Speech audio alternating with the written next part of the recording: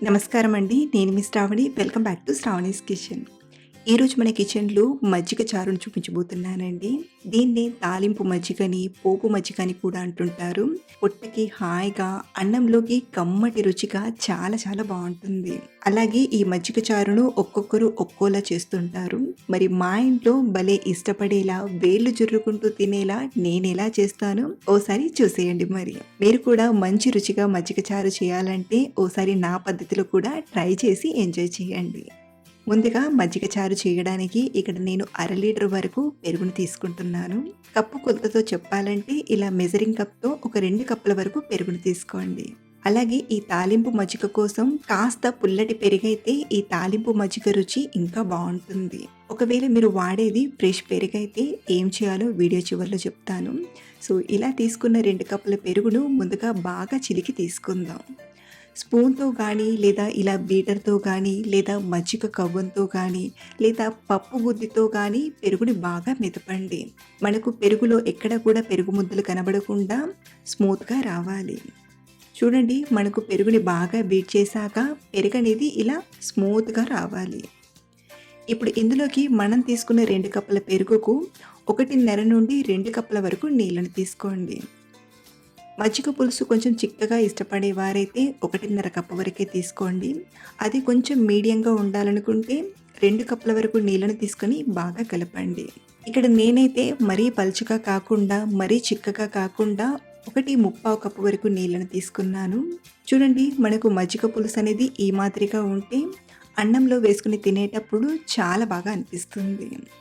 So, ఇలా పెరుగుని తీసుకొని నీళ్లు వేసి కలిపి రెడీ చేశాక ఇప్పుడు ఈ పెరుగు గిన్నెని పక్కన పెట్టి ఒక రోల్ని తీసుకోండి. ఇప్పుడు ఇందులోకి ఒక 3, 4 పచ్చిమిరపకాయలని ఇలా చుంచి తీసుకోండి. అలాగే ఇందులోనే చిన్న అల్లం ముక్కను తీసుకొని కచ్చా పచ్చాగా దంచి తీసుకుందాం. మా దగ్గర రోలు లేదు, మేము ఎలా దంచాలి అని అనుకుంటే మిక్సీ గిన్నెలో అయినా గ్రైండ్ చేసి తీసుకోవచ్చు. లేదంటే సన్నగా తరిగి పోపులో ఫ్రై చేసిన మంచి ఫ్లేవర్స్ అనేవి వస్తాయి. ఇక్కడ నేను మరీ మెత్తగా కాకుండా ఇలా కచ్చాపచ్చాగా దంచి ఒక గిన్నెలోకి తీసుకుంటున్నాను. తాలింపు పెట్టి ప్రాసెస్ని చూద్దాం రండి. స్టవ్ ఆన్ చేసి ఒక గిన్నెలోకి 1.5 టేబుల్ స్పూన్ నూనెను తీసుకోండి. నూనె వేడయ్యాక చూడండి, ఇలా చిటికెడన్ని మెంతులను తీసుకోండి. మరీ ఎక్కువ వేయద్దు.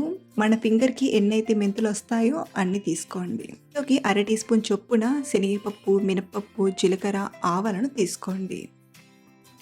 అలాగే ఇందులోనే ఒక 3, 4 చితగ్గొట్టిన వెల్లుల్లిపాయల్ని తీసుకొని దోరగా ఫ్రై చేయండి.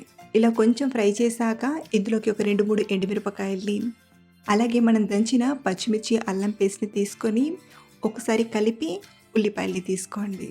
ఈ తాలింపు మజ్జిగలో ఉల్లిపాయల రుచి చాలా బావుంటుంది. అలాగే మనం ఉల్లిపాయల్ని ఎక్కువ ఫ్రై చేయాల్సిన అవసరం లేదండి. కొంచెం దోరగా ఇలా ఫ్రై చేస్తే సరిపోతుంది. ఇప్పుడు ఇందులోకి పావు టీ స్పూన్ ఇంగువను, అలాగే కొంచెం కరివేపాకును తీసుకొని ఫ్రై చేయండి. ఇవి కూడా ఇలా బాగా ఫ్రై అయ్యాక పావు టీ స్పూన్ పసుపుని తీసుకొని ఒకసారి బాగా కలిపి మజ్జిగను తీసుకుందాం. ఇలా మజ్జిగను తీసుకునేటప్పుడు మంటను లో ఫ్లేమ్‌లో పెట్టి ఒకసారి బాగా కలపండి. ఇలా కలిపాక ఇప్పుడు ఇందులోకి రుచికి సరిపడా ఉప్పుని, అలాగే కొంచెం కొత్తిమీర తురుమును తీసుకొని ఒకసారి బాగా కలిపి స్టవ్ ఆఫ్ చేసేయండి. మరి మనం ఈ మజ్జిగ చారును వేడి చేయాల్సిన అవసరం లేదు.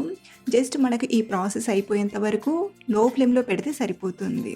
లేదా మీరు మజ్జిగ చారును తీసుకునేటప్పుడే స్టవ్ ఆఫ్ చేసేసైనా తీసుకోవచ్చు.